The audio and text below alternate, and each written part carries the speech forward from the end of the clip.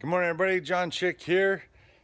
January 5th, and I'm going to try to start doing this as regular as I can, you guys.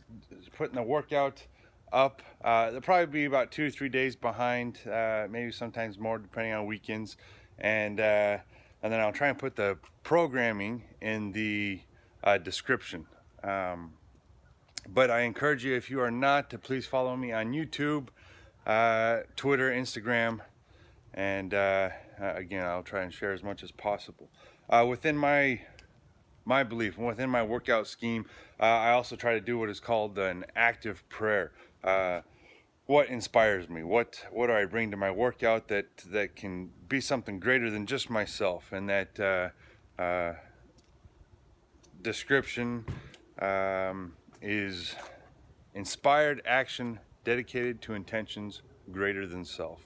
So it's something that, whether it's for me, it would be my grandma, or a number of people in my life that I may dedicate my workout to that day, help me keep my focus and work intensity up. And then we'll talk about, I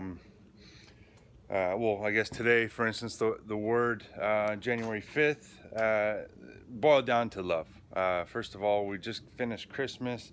Well, not finished Christmas yet, but the holiday season, Christmas and New Year, we remember what God did for us and how ultimately He is love, and how we are called to love our neighbor as ourselves. And obviously, we all need work on that. I always look at myself first, is how can I do that better? And I'm still on the ground floor, so we all can do that better. And if we can all love somewhat to the capacity that He loved us and laid down His life for us, what a world we could live in. And then secondly, I'll continue to explain the workouts and different parts. I definitely have a strength and conditioning history, being in pro football now 12. This will be my 13th season coming up. Currently with the Edmonton Eskimos. Here in Jacksonville, I did play for a couple of years. Later in the workout, I'm cold right now, so I took the hat off, but I will definitely be putting a hat on. I'll have my Jags cap on, supporting them here in the playoffs. And but that the fitness level I want to talk about, you guys, that fitness being described as increased work capacity across broad time and modal domains, which just means how can I measure fitness? How can I actually prove that I'm getting better? Well, in the strength and conditioning world, I can definitely measure it by each time I go, I'm getting stronger. I can do more reps. But how does that apply to a football field, right? I can be getting stronger, but if my fitness level isn't increasing, I'm going to be getting run past and not going to be able to control my body, those kind of things. And so this is why the modal domains is so important, is that we're working many different avenues, weightlifting movements, monostructural movements, and gymnastics movements. So body weight, anything body weight would be considered gymnastics. Monostructural, your typical cardio, but as long as it's functional movements. And again, a lot of those things come from the CrossFit world, and which I have a level 1, level 2 certificate in as well. So you can see I love the fitness world, and so I'm constantly trying to improve my fitness. As my age goes up, my fitness level better increase, and I better be able to bring more, because I'm going against guys younger than me.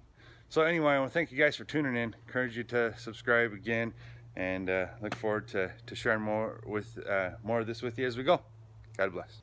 So first things first is I always have a dynamic warm-up. Always important to warm up before you get into your work.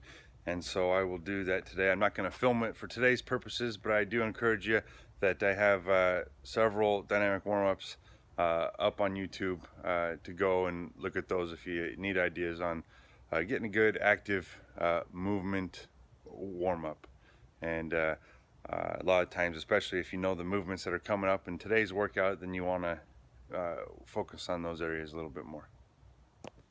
Okay, so I'm done my dynamic warm-up, and I'm into now my third warm-up set of today's strength work of the day.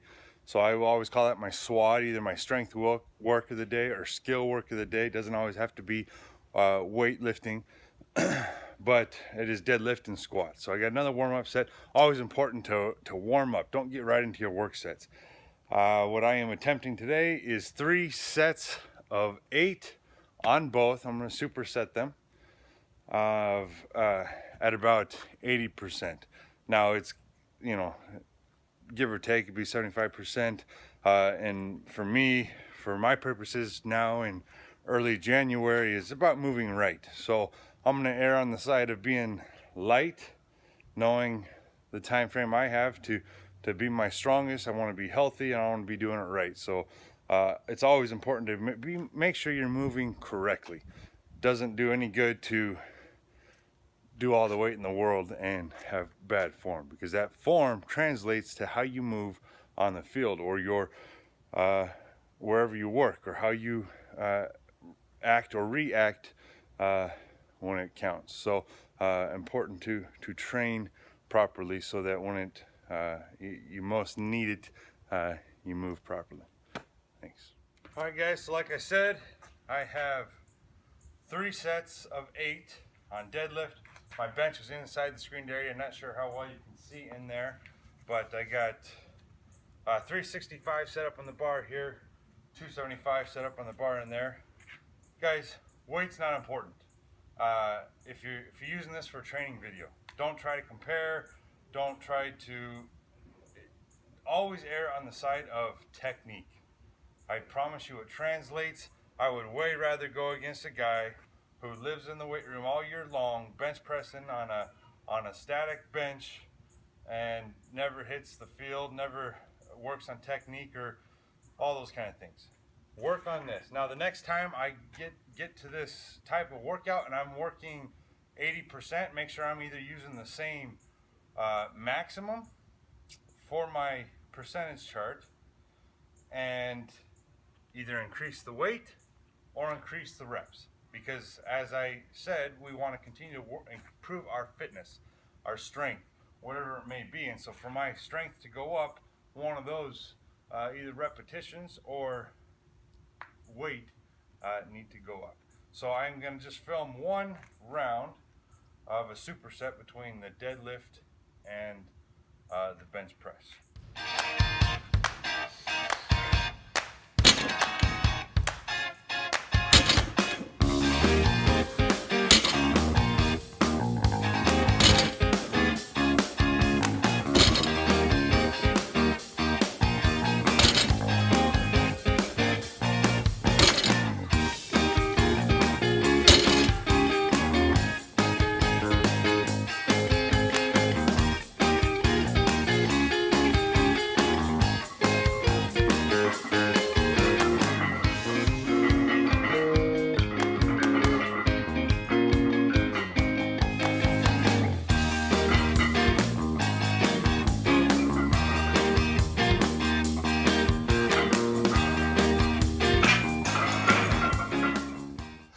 So I have 2 more sets of those, and then we're gonna get ready for our AMRAP today.